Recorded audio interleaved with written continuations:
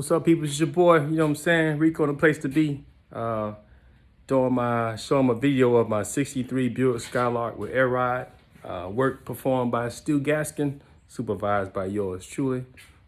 Rico Clark, former MT2SS, R8 Clark, United States Navy. Submarines know what it is, SS.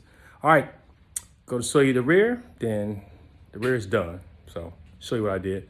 Then the front, doing today, and then a few pictures of it low and high, and that's it. And if you got some questions, hit me up, rico.clark@gmail.com, and I'll help you out, because no one helped me out.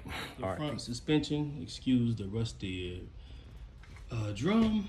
So I got this car with cut springs, so these springs gotta come out. And then I'll ultimately fabricate some shock mounts, which we will not be doing today. This car will be shockless because nothing we can do about it.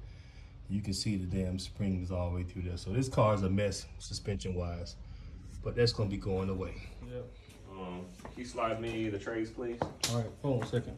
So what we did was we took the sway bar off. We took that nut off, right? That's that called, Stu?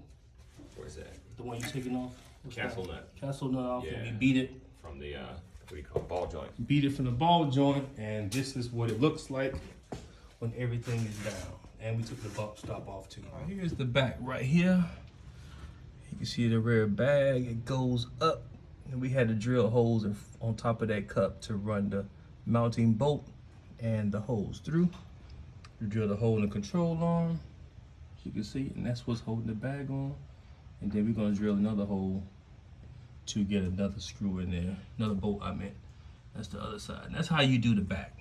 Just take everything off that was there, leave your stock shocks, drill a hole in this control arm, drill a 2 by 3 inch rectangle where the old spring was, and then just drill 2 half-inch holes to go into the trunk and route your bolts through that. Peace.